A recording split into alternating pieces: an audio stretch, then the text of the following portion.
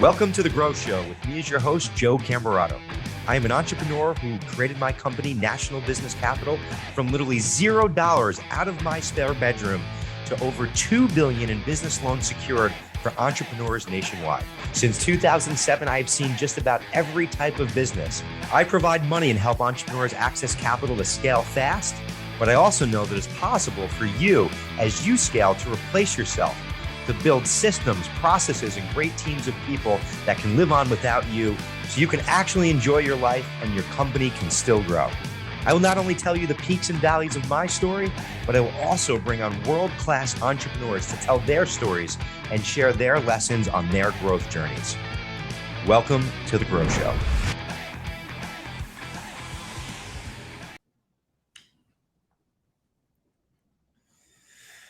All right, thanks for tuning in to The Growth Show with me as your host, Joe Camerato. And on this show, as you know, we're talking about entrepreneurs all across the country that are making it happen in their industries and, of course, continue to keep growing. Today, I have an awesome special guest with me, Jeff Wright, who's the CEO and president of Agent Sales Group. What's amazing is Jeff's been growing his business from a one-man operation, which I know a lot about myself and have a lot of respect for, from his home to a network of 20,000 agents with life insurance sales over $25 million of new annual premium every single year. His greatest pleasure comes from helping others succeed, which is why his firm provides product sales, training, and lead marketing services to the entire life insurance industry. Thank you so much for joining us and being on the show today, Jeff. Thanks for having me, Joe. That's just amazing. You know, and well, first off, I meant when I said much respect. I started out of my spare bedroom back in 2007, and it was pretty lonely. And it's just amazing what you can do from an idea, out of your spare bedroom, and, with a lot of hard work and dedication and some discipline, it's really cool where you can take things. But wow, 20,000 agents. How did you get to 20,000 agents? That's just amazing. Well, it boils down to a couple of things, Joe. One is keeping promises. It's keeping promises to yourself, and it's keeping promises to the people that you work with. And it's keeping your word. If you make a deal with someone that it may not be the best deal for you, you go, oh my God, I'm stupid. I shouldn't have done that. You honor that deal, no matter what. Even if it costs you money, you do that. So it's all about building relationships. And the other thing too is like when I was a one-trick pony working out of my basement, I acted as if I already had those 20,000 agents. That's the way I conducted myself. I acted as if I did. I visualized what I wanted and just reverse engineered a way to get to it. And go ahead. No, I love that. I was just, it resonated with me because I always treated like my company was much bigger than what it was, and really treated what I wanted it to be. And then I grew into that. And then when I got to that point, I leveled it up, and I continue to level it up. And I think that there's a lot of power behind that way of thinking. Oh, absolutely. I don't know about you, but do you ever get an email from someone that's trying to do business with you, and they just put no thought into their email signature, or their logo just looks like crap? Yeah. And it just, that stuff, those little details drive me insane. And a very smart, wise man once told me, if you want to run a good business, it's endless attention to details. And I think those little details make a big difference. What would you agree with that? There is no question that the devil is in the details. It really is. It's keeping up with every little thing. It's you talk about emails. It's returning emails. It's returning phone calls. It's returning text. I return every email and text that I get. I may not do it immediately, but they all get returned out. And again, like I said, it's about keeping promises to yourself and keeping promises to others. But most importantly, keeping promises to yourself and it's fighting, and it's a constant battle. I even 25 years later, I have to do it, and that's fighting procrastination. I told Yeah. you, I told you before, before we got on the show, I just moved to a new house here in Naples. We just, moved 6,000 square foot of furniture in this house, and the rest of this place looks like a hurricane hit it. But No pun intended. but it's the thing. The thing is, though, you have to realize whether it's your furniture in your house or your business or any problem you have, it's not going to solve itself by you sitting there wishing things were different. It's you getting off your ass and taking action and making it different. It's constant, endless action. I think people get burned out from that. And I also think too, people think that you're just going to get to this place, and then you're going to, oh, once I get here, we've all done this.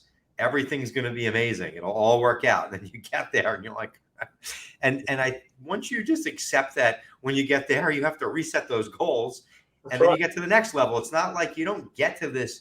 You never get to this place. Like when you finally get there, that means you're dead. Like you got there, like it's all over. That's even true. That's even true in relationships. Are you married by any chance? Yes, I am. All right, Very happily married. I was married for 28 years, and I remarried. But in my first marriage, it was always, well, things will be better if I buy this house. Yeah. Then I get the house. Things aren't any better. Things will be better if I buy a vacation home. Then it never is. It absolutely never is. You're chasing. The way that I like to put it is that if you were to come down here, we got on my boat, and you saw the horizon, and you said, "Hey, Jeff, let's go see what's at the horizon." Well, we keep going and going, but the horizon just keeps further and further. Exactly right. But what happens when we're in the boat, Joe, and we take off headed west to the horizon? What happens? Eventually, we run out of gas. Yeah, exactly right. And the sun sets. The sun sets and you're done. That's great. No, it's a true story. There's a saying that we are rolling with in our office, and I am in my life, and especially with all the craziness that's happened, in the last 2 years or so with COVID. And the saying is just the time is always now, and the time really is right now. Like that's probably as good as it's going to get. There's never a perfect time to start a business. There's never a perfect time to start a diet. There's never a perfect time to ask someone out. There's never a perfect time for anything. If you're sitting there waiting for the perfect time or waiting for one day, well, people that always say, well, I'll get around to it one day, that one day is what's going to take their dreams to the grave with them. 100%. Yeah. And listen, I mean, great companies were started in the midst of recessions. I mean, I started my business in 07 going right into the 08-09 recession, didn't even know it at the time, and then was in the middle of it. And then I had massive growth, after that. When did you start when did you start this business, Agent Sales Group? I started in 99. Yeah. So that was right going into the .com boom and bust. And then, there was a big, 01 was pretty, in 2001 was a crazy time. So we had, since I've been in this game, we've had three major things happen. We had 9/11. Yep. We had the big housing crisis. Yep. And then, 08-09. And then we had the COVID thing. Yep. And we grew every time. Yep. Every single time. When 9/11 happened, I was like everyone else. And I hardly ever watched television, Joe. But I was glued to the TV for 2 days. Yeah. For 2 days, just like everybody else was. What was so bizarre, I was in New York City like 3 or 4 days before that happened. Wow. Okay. So I'm doing this. No one's, the phone's not ringing. I'm not getting any emails, nothing. So I walk out of the house and I go to the mailbox. And I had a power bill, I had a phone bill, I had a mortgage statement, and I sat there and thought to myself, these people don't give a shit what happened. They want their money. Doesn't matter. It Yes. doesn't matter. No, like congratulations. It's due. Yeah. And so that's what made me think, while all these other guys, vis-a-vis my competition, are all either hiding under the bed or they're glued to the TV, that just makes things easier for me. That's what, Yeah. and It's pushing past the fear. absolutely, absolutely. What was amazing to me, especially during COVID, was that we have a portion of our business where we insure first responders, pretty much in every major city in the country. And a lot of these guys that there's some women too. Actually, our top salespeople in that space are women, believe it or not. But Nice. we got guys that were like ex-Navy SEALs, guys that run Ironman, triathlons and all that. Some of these guys are still hiding under the bed, scared them to death. It's And the guys insane. I never thought that would have ever stepped up did. Yeah, no, it's really amazing to see people that are still pulverized. I almost feel what happens, you go in this like lethargic state, Yeah. and then you get to use it as a reason to make excuses and blame. And I want to kind of hold on to that because I know you've got this new book coming out, Blame to Fame, and I want to talk about that. But when these things happen, I see people just blame. And I saw this happen coming out of 08, 09. Yeah. Blame everything, blame this, the good old days. I remember some of these mortgage, like Long Island was a capital to the mortgage world. And there was probably more mortgage brokers in Long Island than the whole country and in New York. And, people just blame, the good old days. And I was like, I was focused. I was working 24/7, Saturdays, Sundays, nights, weekends, 1 a.m., kept my business going.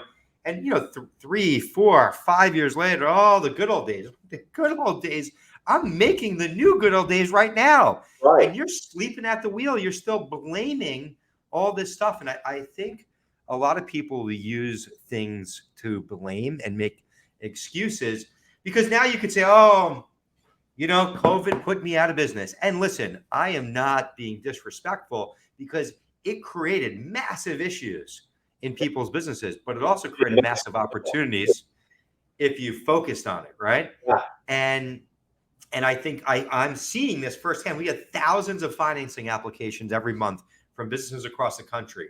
And you see businesses that have gone like this, like just right back, and then companies that have just stayed like this or just have gone like that. And the only difference is that the companies that are growing are taking action and they're not getting pulverized by the fear. And let's be realistic, at this stage in the game, there's a vaccine, they know how to treat it. And, unless you're 80 or 90 plus years old, you're probably not really at any type of risk unless you have a major health thing. And then you're at risk for the flu and probably everything else. But I'm not looking to get into that. Yeah. It's just, you got to move forward, You have to. You have to because again, like I said, when the planes hit the Twin Towers, 2 days later, I go to the mailbox. The bills keep coming. Everybody wants to get paid. Yeah, no one wants to hear blame whatever. People can blame whatever, but that is just a crutch for them to order Domino's pizza and watch Netflix and do nothing. But watching Netflix and eating Domino's doesn't pay very well, Joe. No, it does not. And we early on, I made sure I got my core team back at it, and was really important that we kept moving because I was just watching so many people fall in love with being complacent and be able to it was really probably one of the only times in history, that you literally could just stay home and do nothing. And it was completely normal. You know what I mean? Yeah. And I'm like, wow, if we keep this up, I'm going to watch all these great group of people just be completely comfortable with staying in the pajamas and staying home. So, my thing is you got to keep moving. So I'm like, let's go. We got to keep moving, even though there wasn't a lot of work to do. PPP took over everything when it came to business lending. My business is lending to businesses, and all those 75 lenders on my platform basically paused lending because of PPP dollars. So it was a very unique time for us, but I made sure that we utilized the time to focus on what we could control, what we could do, what we could clean up, and just made sure that we got this momentum going, because momentum's powerful. And it can take some, it's powerful. Once it gets going, it's unbelievable. But once it stops like it did to get it going, it's not an easy thing to do. So I'll tell you the action that I took, and a lot of people don't agree with what I did, but it certainly worked. Is we had to basically reinvent the way we did business overnight, because most of the business that our guys was doing was face to face, shaking hands and whatnot, and then that was gone. That was over. So we had to start training people how to sell over the phone, which is something we had never done. Okay. So what I did was, and I knew that my costs were going to go up in a big way. So I had to see who was going to be on my team and who wasn't. And I had everyone sign up for online training, Joe. Gave them until Friday. Sent out the invite on Monday, 5 o'clock Friday. Be registered for the training. At 5:30 on Friday, I called my assistant. I said, everybody that did not sign up for the training, I want you to fire them now. So Wow. we got rid of a lot of people. Then when we started to do the online training, I sent out 3 videos, a link for 3 videos, and 2 of them were Three Stooges videos. It would have taken 7 minutes to watch all 3. When we started getting on the Zoom calls, like I had these 2 big, huge screens on the computer, and I had all these people, and we asked, who did not have the time to watch the videos? About a third of those people raised their hand, and we zapped them off the call right there. Done. Wow. Fine. Done. Wow. I had everyone else's undivided attention after that, and our sales went up. So I fired in those 2 groups, I fired 40% of the salespeople that we had, and our sales went up 200%. Wow. I give you a lot of credit and a lot of respect. And I got to be honest, like, just thinking about it, a lot of people would probably say that's ruthless, but not for nothing. You are like, you couldn't go anywhere. You couldn't leave your house, right? Right. And you're talking about, like, this is your business. Yeah. And if you were not willing to take that serious, I don't blame you. Like, why be on the team? Like, you can't watch 3 videos that are 7 minutes each, and total 7 minutes total. Oh my God, that's crazy. And and I'm sure there was 7 minutes of Netflix, YouTube, social media scrolls, Instagram, whatever. And so I had people, the remaining people, I had several of them call me individually and tell me that, God, that was ruthless. That was cold. I said, hey, that only means that the lead activity that these guys are going to be getting, you're going to be getting it now. And they go, oh, really? I'm going to make more money? Oh, okay. Well, I'm glad you fired them. And then the other big thing I did, Joe, was that I made a no negativity rule on the Zoom calls. My thing was that if they couldn't watch a 7-minute video, then they're not taking anything seriously.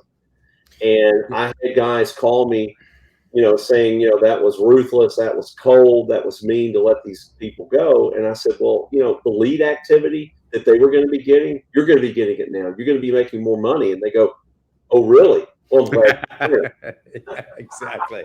Oh, all of a sudden. Well, listen, show up and half the battle showing up, and the other part is doing the work.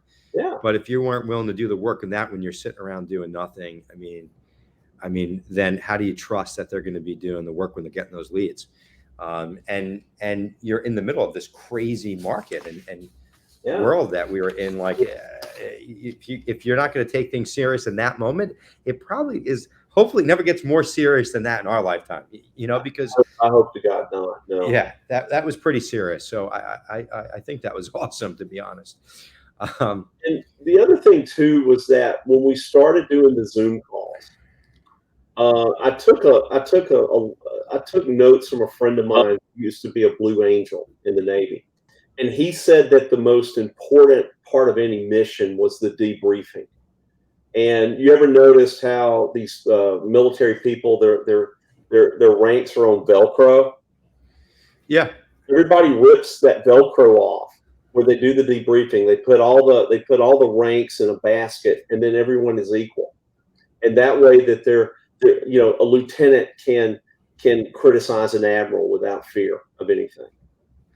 Oh, I didn't know that. That's really cool, actually.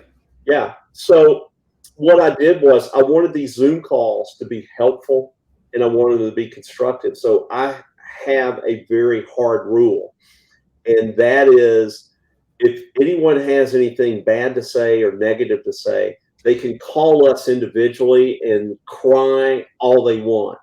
But if they do it on a Zoom call with 50 other people, because all it takes is one to bring the other 50 down. Yeah.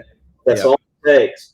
They are gone. No questions asked. That's great. And you're off the call. So we had to make an example out of a couple of them, and after that, everything's been smooth sailing. Because check the negativity at the where you click the link. Yeah, exactly. I mean, because you're in the same culture I'm in. If you have a guy who's having a bad week, that guy. If he's having a bad week, he's going to make damn sure everyone else is having a bad one too. It's a cancer. Yep, 100%. Yeah, no, we get it, and we're the same here. Like, this is no negativity zone. Check it at the door. We run a positive environment. We're all internal here. We're about 70 or so people internal, about 20, 25 external. And just like, we're all about like positive mindset. And it's really important. Yeah. Good stuff. It's everything.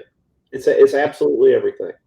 It's everything. And, I wanted to ask you, like, what are things, you come from very humble beginnings, I was reading. And, how did you know how to build a business, and what could you share? What are like the top 2 or 3 things for you that you would share with other entrepreneurs out here that would be listening in? The big thing is that, again, you have to keep promises to yourself. That is the big thing, because if you can't keep promises to yourself, that means you lie to yourself. It means you can't trust yourself. So if you lie to yourself and if you don't trust yourself, then how are you going to expect anyone to trust you? Yeah. And you see everywhere you go, you see that guy that walks in who's just reeking with confidence. I mean, that guy just shines, and everybody respects him. I'm not that guy. I don't shine in a room, but people I do business with think that I do, because I always do what I say I'm going to do. But that comes from doing it with yourself. It's creating, and that's as simple as creating habits. Personal habits that you do every day that are non-negotiable, not breakable for anyone or anything. That's the one thing. And the other thing is that it's like my dad used to always say, you always do what you're supposed to do without somebody making you do it. Always have the initiative to do the things that you're supposed to do. It's really hard. Actually, I think it's easier now, Joe, to stand out than any other time in history. And really, all you have to do is do what you say, be on time. Yes. Yeah. Work hard, make it happen. Like, it really is true. I mean, everybody plus we see things today that we would have never seen. Like with social media, you would have never known what Kim Kardashian was doing, or, anybody like, that, mega wealthy, or someone getting into their private jet or a beach. Like you would have never seen these things. You didn't know it was happening. It was always been happening. There's always massive wealth, right? And all different levels of it. But you never saw what step by step what a famous person was doing every day. Now it's like, oh my God, right? Everyone's mind's been open. So everyone wants that. Doesn't equal happiness, but everybody wants it. But no one wants, like, not many want to do the work. And, and you see a lot of these people today too that maybe are, famous on social media or whatever, and they make it look like it's so easy. But the reality is, if they're making it happen, they are working their asses off. You bet they continue to work their asses off. And I think that is where, like, because what you said, before, like just about being committed, it's like a relentless commitment. Like that commitment doesn't end. You have to just constantly stay committed and do the things and the work that, there's a lot of things that I, do that I don't necessarily love doing. And I think that's where people get, because there's like a lot of hard work stuff that I know is necessary and I've got to do it, whether it's waking up early and working out and focusing on my mindset, or, doing the things that, I need to do in my biz to get to the next level. And I think people get jaded today where they think like, oh, there's just, everything's like, do what you love, do what you're passionate about. And like, which it's not all rainbows and butterflies, and it's not a walk in the park every day. And I think a lot of the younger generation keeps searching for something that they're just going to get up every day and it's just going to be amazing. They're going to whistle why they're to work and why they're doing it. I just don't see it. Yeah, your passion, my passion's fishing, and that doesn't pay very well either. No, yeah, exactly. And it's my passion too. Fishing, skiing, nice long drives. I'm not getting paid any money to do that stuff. I have friends sometimes. I have a really nice boat, and I'll take friends out on it sometime, and they go, "Oh, dude, you got it made with this big boat. I wish I had this." I said, "But you don't see the shit that I do to get this boat. You see what I do to keep this boat."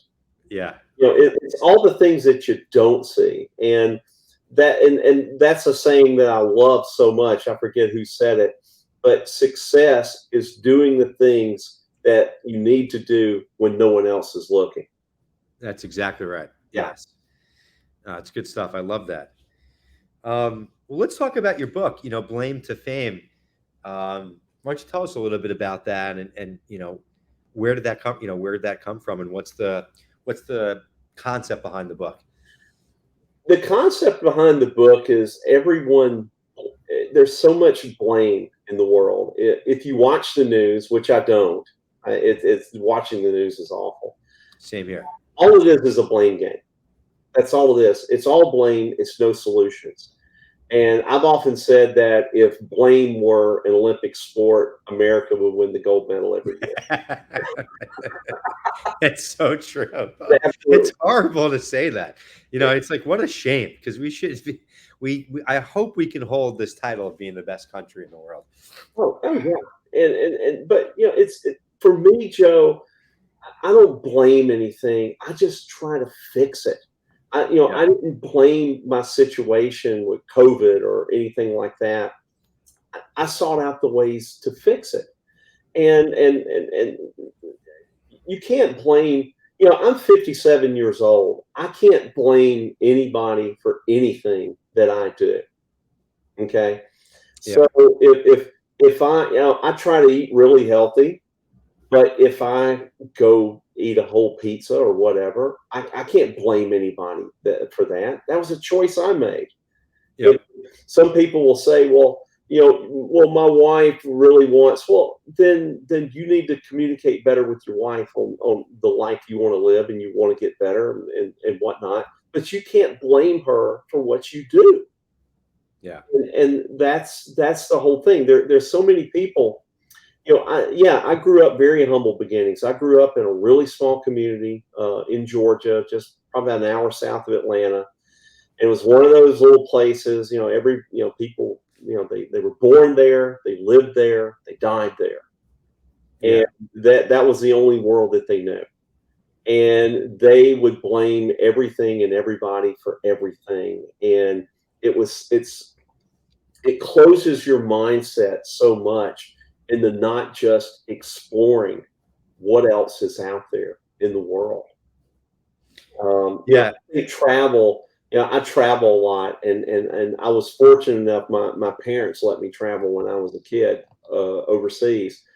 I think traveling is worth more than most college degrees is, because Uh, yeah, Especially if you go to, some not so fortunate places. And I've had the privilege of doing some of that, traveling as well. And, people blame and complain in our country.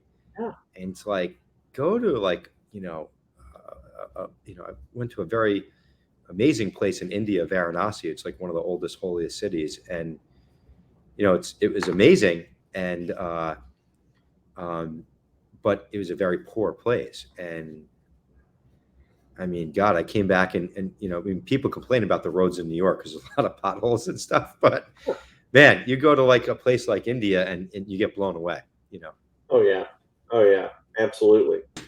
getting out and traveling to, to India and some places that some, not so rich places. I really came back to the US, and we really live in a great country, and I wish more people would appreciate it. And there's so much opportunity here, and it's sad to see people blame and complain here, because in some of these other parts of the world, like there just really isn't the opportunity,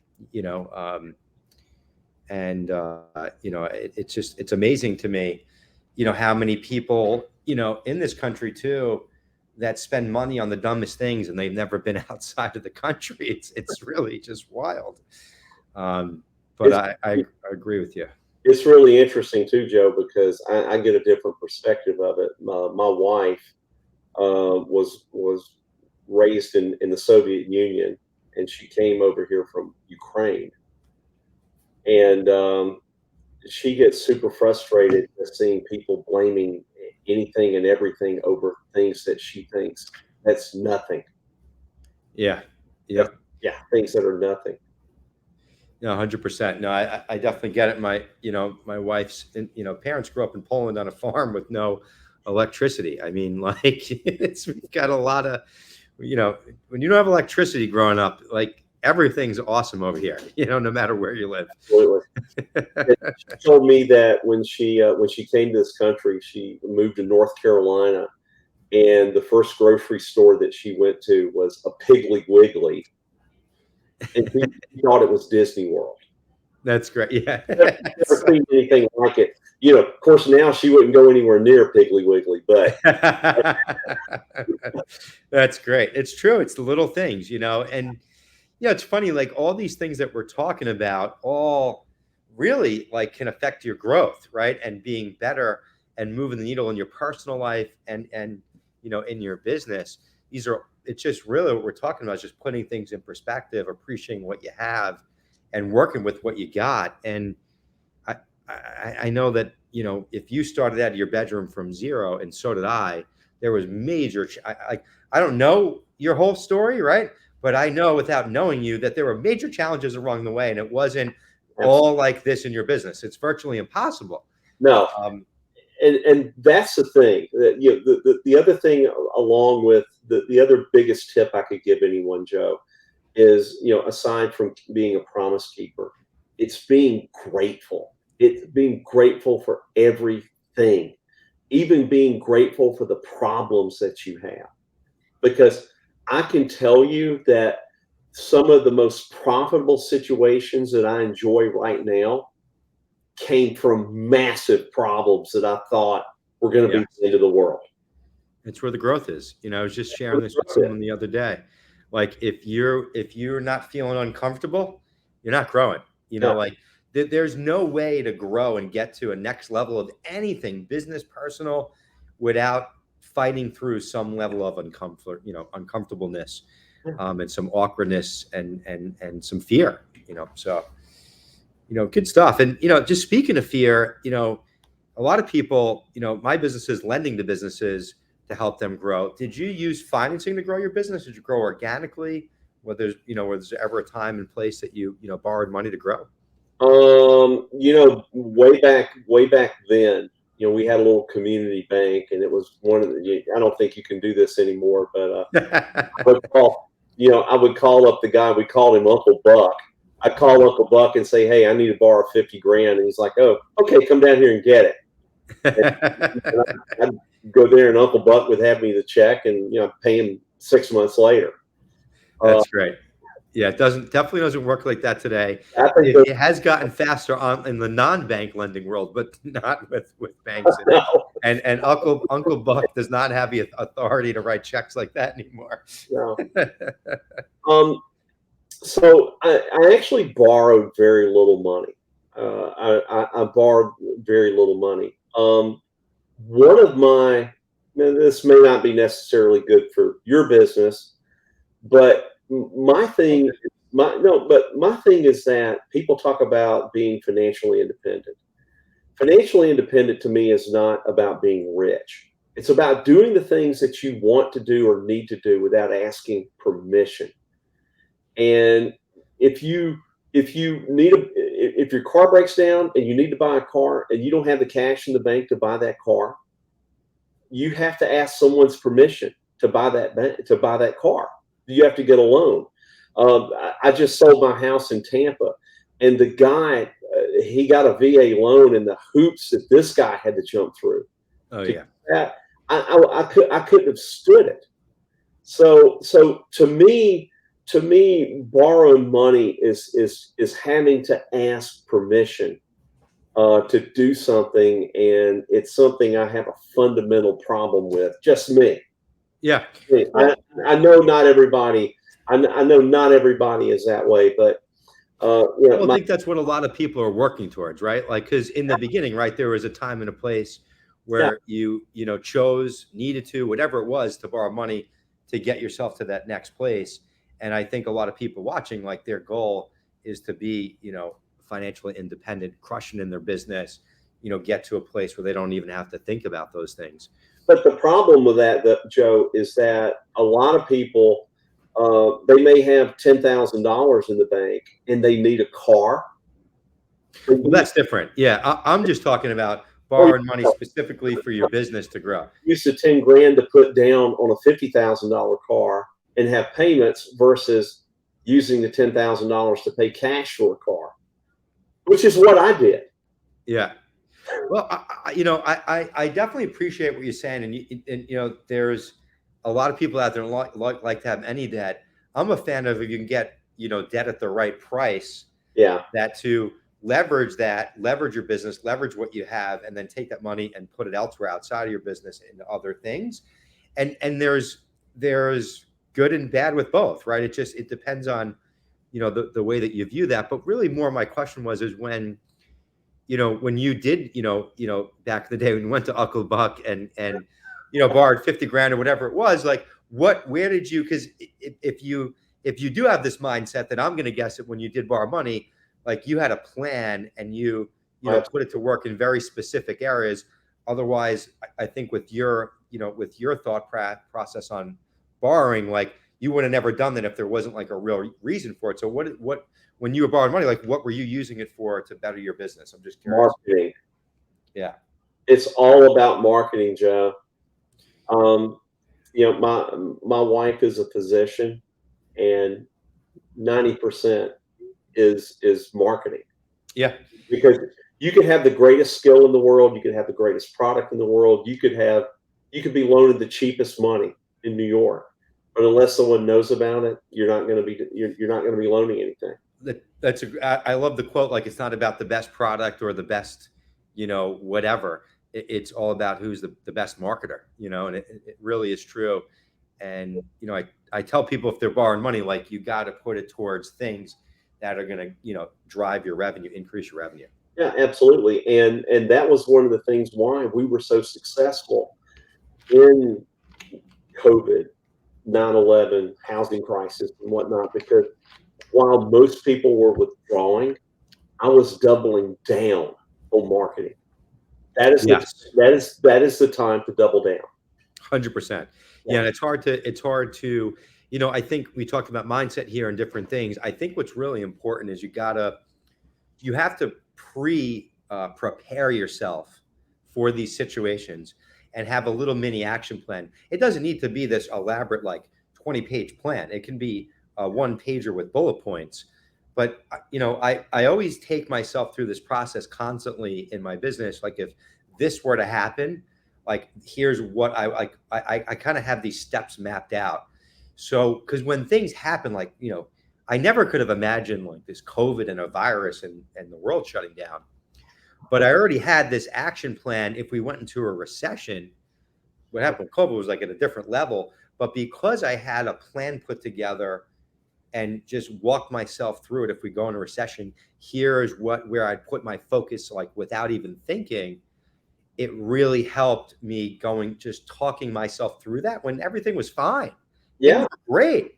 So when that happened, I went like, I went into, into this whole, mode that was already walked myself through. So it's like the world is ending around you. Literally, you're able to actually think, through all that noise that was happening. And you're right. It's great to be prepared for that. As much as I don't like borrowing money, I do have lines of credit. You have to. I do that when times are good. Because as you well know, Joe, the bank is not going to give you an umbrella when it's raining. No, they only give you an umbrella when the sun is shining. That's exactly right. So I do have lines of credit, and to be honest, I had no idea what was going to happen. I totally pulled my lines. Oh yeah, I drew them down to nothing. Nice work. No, that was a great move, and you've got it because listen, you didn't know it was going to happen. Like who knew? Like that. Yep. Yeah. You have to, and I tell people all the time: apply when things are good. Build those financing relationships when times are good. It's super important. And I think you should be constantly building all types of relationships in your business always, because that's how, I think you win big in businesses, through relationships. And that's in any area. And you just got to surround yourself with all those people. It's super important. 100%. It's a lot of work. It's work. So relationships, you asked how I grew this business. It was through relationships. Yeah. And I think that's why it's so important that you have to put the processes, systems, and people in place in your business as quickly as you can, because in order to build those relationships and grow those relationships, you can't be, stuck in the day to day. You've got to be, out of your business doing those things. And it's not easy, and it's a lot of work in the beginning, but the quicker you get that in place and get yourself out of it a little bit, some of the best things for me in growing my business have come from being out of my business. Yeah, absolutely. And you never know. I'll tell a very quick story. Every decision you make, doesn't matter what it is. Every decision you make has a consequence. Absolutely every decision. And how I got it's really scary. If you think about whatever good situation that you're enjoying right now, if you ever go backtrack it and see how you got there, it's scary because like the big first responder business that we're in now, it's very profitable channel for us, and that actually came about from being delayed on a flight in San Francisco 30 years ago, before I was even in the insurance business. And it was just from sitting at a bar talking to a guy, and one thing led to another. He introduced me to this person, they introduced me to that person, and whatnot. And then we had this massive problem that one of our insurance companies had laid before us. I had to go looking for something else. We found the insurance company that we do the first responder business with, only because we had been presented a problem with another company. And then the distribution, that relationship came from missing a flight in San Francisco, California 30 years ago. It's unbelievable. And if you were sitting there huffing and puffing, right? Yeah. That probably would have never happened. And it's just unbelievable how, one situation, one conversation, one person can change the direction of, your whole life. It's unbelievable. And absolutely. And if you're not positive, right? And those things get missed constantly, so Yeah, I that's mean, awesome. somebody asked me the other day if I believed in God. I said there has to be a God, because otherwise, there's no way I could have Forrest Gump my way through life the way that I. That's great. I love it. A little bit, it's the harder you work, the more luck you have, right? That's So exactly. it's fun stuff. So as we wrap up here, I mean, two last questions. I mean, what would be one growth tip that you would leave, for our, entrepreneurs and folks here rocking and rolling in their businesses? The biggest growth tip is to be relentless. Is to absolutely be relentless at whatever it is that you do. If you look at any Olympic athlete, if you look at, I'm from Tampa, so you look at Tom Brady, he's relentless Yes. in everything that he does. So you're not going to find anybody at any kind of level of excellence without being relentless.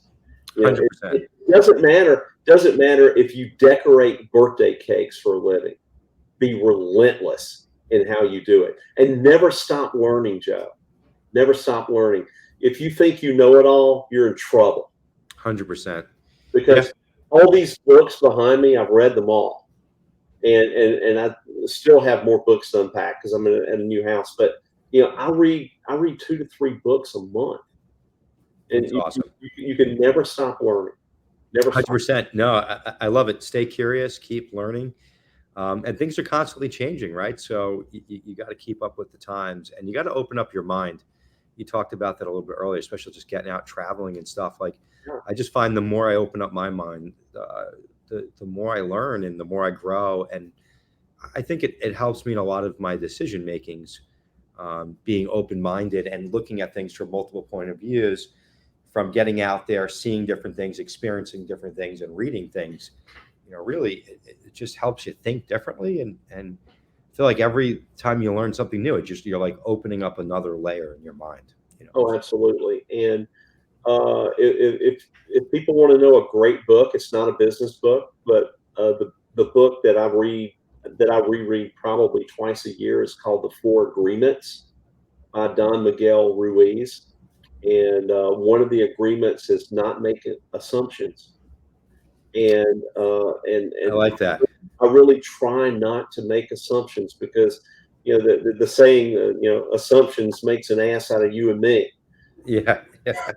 I'm writing that down because I like that, and it's funny. I've been actually talking about that with my team. Is like, let's not assume here. Yeah. Let's just either ask the question, go figure it out. Let's dive a little bit deeper, because you start making up all these scenarios, and meanwhile, you have a conversation, and then they're like, "Oh yeah, no, it's fine. I'm good." Your mind will tell you all kinds of lies, and you'll go through all kinds of frustration and whatnot over something that's not even true. It's like if your wife were to text you right now and said, "Joe, we need to talk." Yeah, I was just like, "How was your day?" What did I do? Exactly. Yeah, it's not making assumptions. And the other big piece of advice I would give, no matter what, um, I have never, and I have been all over the world. I've done some crazy stuff, been in some bad situations and whatnot. I have never once experienced anything that was as bad as my mind told me it was going to be. Nothing. And I bet you haven't either. Yeah, it's a great point. That's so true. No, that's so You, true. It's crazy.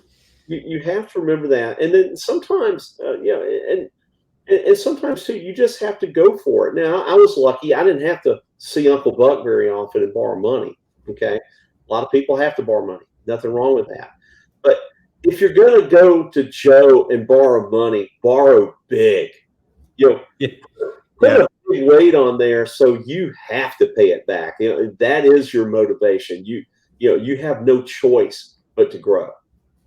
And, yeah. and, and It's I appreciate you saying that, and I yeah, didn't tell Jeff to say that, by the way. If you're watching, and I've said that in the past, like sometimes too, taking on some, especially like when you're the owner and you don't have a board and there's not a bunch of partners.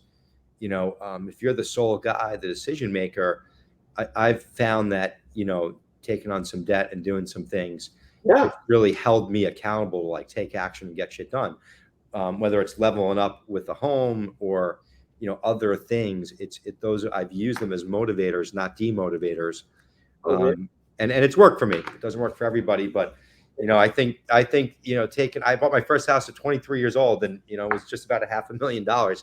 That was a motivator. I don't know if it was the best decision at the time, but it motivated the shit out of me. Yeah. And one thing Uncle Buck told me, I'll never forget this. He said, you can hurt a man by loaning him too little than loaning him nothing at all. Yeah, it's true. And there is a lot of truth to that. Yeah. So yeah. If you're gonna borrow money, if you're gonna go through, it's no more trouble to borrow $1 million than it is to borrow $100,000. It's the same paperwork. If you're gonna dive deep. Just go for it, and keep growing. Well, I love it. I appreciate that, Jeff. And what the last question is to wrap up and to end here is what's the legacy that you want to leave behind? The legacy I want to leave behind is just I enjoy helping people. I just want to leave a legacy of making a difference in people's lives, which we do. We've taken a lot of people who really had nothing, and now their kids are in private schools. They're living much better lives, not just materially, but mentally. They're living much better lives, and teaching them how to pay that forward, and how to help other people grow too. Because you have people say I don't like the word self-made, because there is nobody self-made. Somebody got help somewhere from somebody. Yeah, no, that's actually a really cool statement. I appreciate that. I like that. Yeah. And it's amazing, what you're doing and what you've created. And it's really cool when you see, some of your team members, your staff, your employees, buy a house, grow a family, and, to be able to create something that can, create things for others. It's really powerful. And, I had one last buy a jet, pay cash for it. I met him probably 10 years ago. He was driving a beat up, rusted out Toyota Camry, and he bought a private jet for cash. That's amazing. God bless him. That's awesome. And I have to be on, no disrespect to my children, because I love them, but my children have never done anything that made me more proud than I was of him. Wow. Yeah. Wow. Yeah. Wow. That's awesome. That's cool. And you helped, create that. So it's really great stuff. So not only are you growing, you're helping others grow. And that's what the whole Grow Show is about. So keep doing what you're doing, Jeff. I really commend you. And, if people want to find out, more about you, follow you, check you out, where can they go and do that? I have a website, therealjeffwright.com. My Instagram is @therealjeffwright. The name of my company is Agent Sales Group, and that's the website, agentsalesgroup.com. Give us a follow, look us up. We do newsletters, we do videos every day, almost every day. Well, I haven't been since the hurricane and whatnot, but I'm not blaming that. It's just I was gonna say, don't blame the hurricane. right. We got a new book out coming out very soon, Blame the Thing, and they can find out all about that. It'll be on Amazon, and they can find out all about that on therealjeffwright.com. Well, good stuff. I appreciate all that you shared. I really enjoyed the conversation today, Jeff. Here, Joe. I appreciate it. Yeah, my pleasure. Thanks for coming on the show. Thank you for growing and helping others grow. And if you're watching, make sure that you keep growing as well. Thanks for tuning in to Grow by Joe and the Grow Show. We'll talk soon, and keep doing what you're doing. Stay focused, stay hustling. Talk soon.